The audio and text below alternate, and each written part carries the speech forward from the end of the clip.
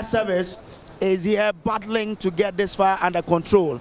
But as you said, as hard as they fight, the fire still rages on. I have a trader here who sells around and is an eyewitness to this whole thing. Chief, what's your name, sir? What's your name? I'm Kofash. What did you see? We are just here. We are here in the afternoon time, and it was around 4 something, about 4:20 to 4:30 over there. I was in front of the shop. We are just waiting for customers to come and buy from our shop. So I'm here with my brother. My brother was the first person who saw it, and he told me, he said, "Kofi, look at it. It seems there is a fire over there." And I look at it. I said, "What? What is happening over here?" And I saw the fire over there. So I said, "No, let's call fire people." So I just called them on 999. I just 999 or something like that. So when we call them, they know it's going, but no one is taking it. So I said, "No, we have to follow." So we take a motor from here to the place, and we went to, their place there. So when we get there, we told them. So the people over there, they say, "Okay, we should go." They will come. So along the line,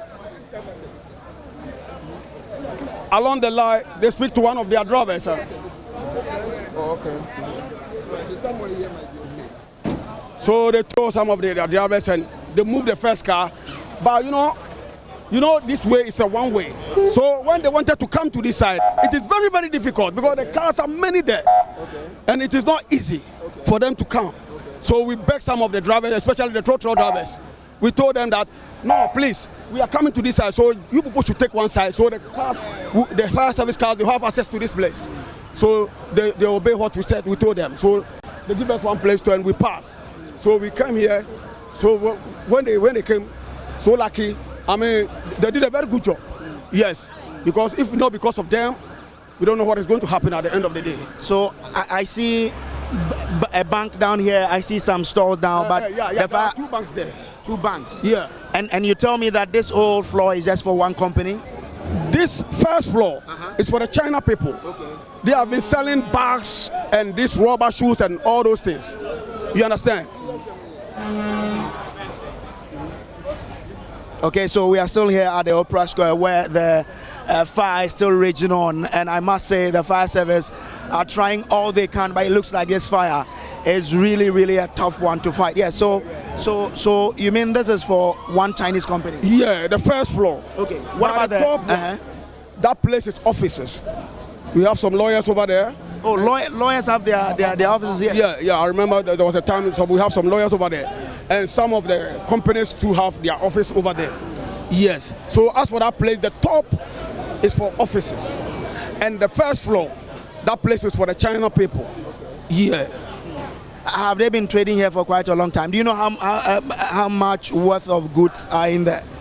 Oh, I think they have a lot of things over there. Because every month they used to bring goods.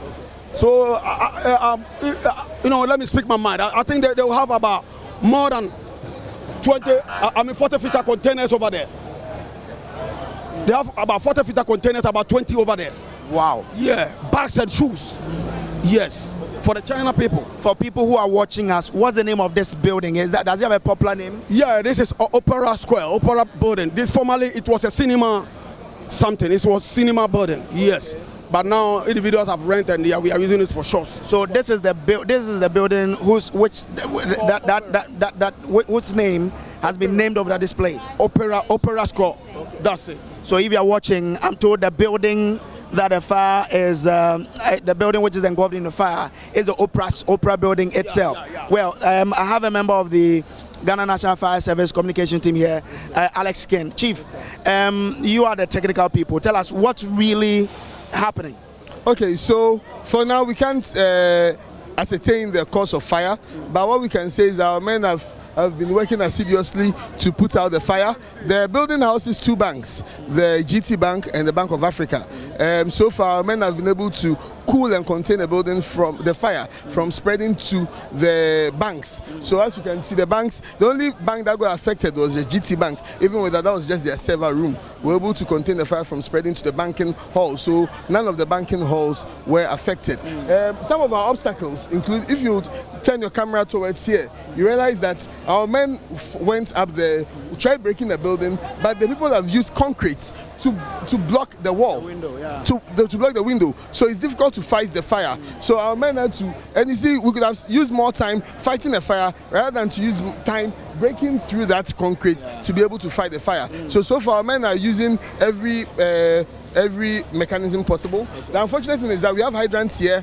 Unfortunately, people have built on these hydrants, and also the hydrants are not flowing. Ghana Water has not been giving us water, and this is something that whenever we raise becomes an issue, but there's no water flowing through the hydrants. So our men have to go way far as Circle, as far as Osu and all, just to go and replenish and come back here. So far we have well over 10 appliances here, and everyone, and even our chief fire officer himself is here, our Accra regional commander is here, the director of operations himself is here. This shows the level of commitment, this shows the level of seriousness that the fire service attaches to this incident. Well, I can see that, I don't know, what do you call this one? What has carried your man up there? If you had many of it, I'm sure you could have done a better job. Okay, so we have a lot, but looking at it, just one can, because we are tackling the fire from different angles. That one is tackling from up there, and this other one is tackling from down there. So it's just one is needed to be able to, it's called a turntable ladder. So it helps us to be able to reach heights in order to fight the fires from heights. So realize that it gives them a very good view of how the fire is and helps to fight the fire much better.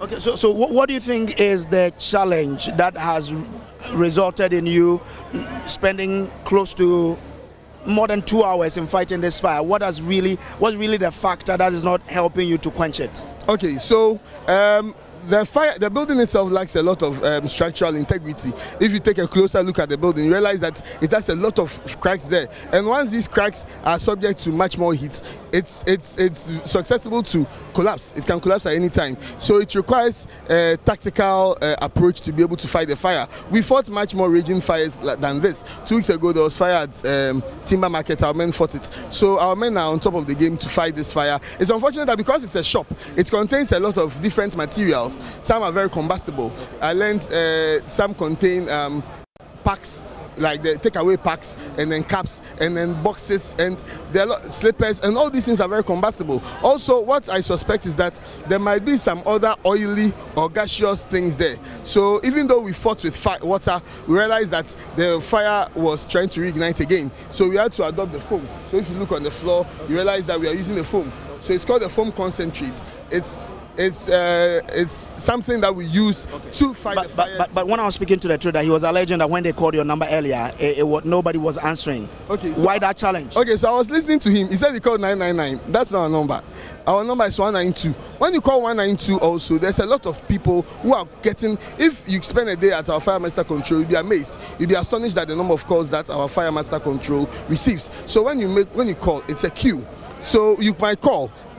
There might be someone on the line. So until we are done with that person, so whenever we go on interviews, whenever we do our fire safety campaigns, we encourage people to get the numbers of the fire service stations that's closest to them, so that you can call the fire station that's closest to you directly, so it doesn't have to go through our Fire Master Control before the appliance here is dispatched. What could have helped you fight this fire better than you've done?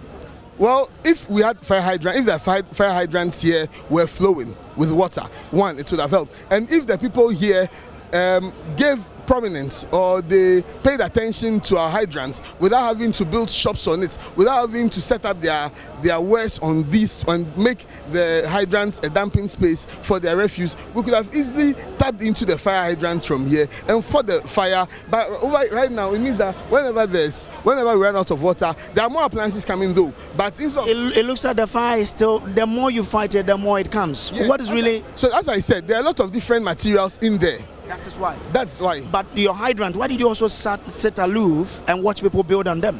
So the hydrants is the responsibility of the Ghana Water Company. Okay, yes, it's for us. But at the end of the day, there's no water even flowing through. The ones that people haven't built on, there's no water flowing through. Ghana Water has not given us any water. So we have to go very, very far. This appliance is from Abelenque. They were here earlier, about 2 hours ago. They came to fight the fire. They ran out, and this contains thousands of gallons of water. So for it to run out, you realize that we are fighting a fire. They had to go all the way back, almost getting to Abelenke, just to replenish and come back here. And that's precious time that we could have used to fight the water. So please, if the media will implore the Ghana Water to ensure that our hydrants will flow, we will be able to better fight fires. When the Makula fire came, the issue of the hydrants came up. And if that issue was sorted, by now, I'm sure we wouldn't be having... Maybe you should also be doing a regular checkup on your hydrant to see how they are functioning. Maybe we wouldn't be here talking about this. We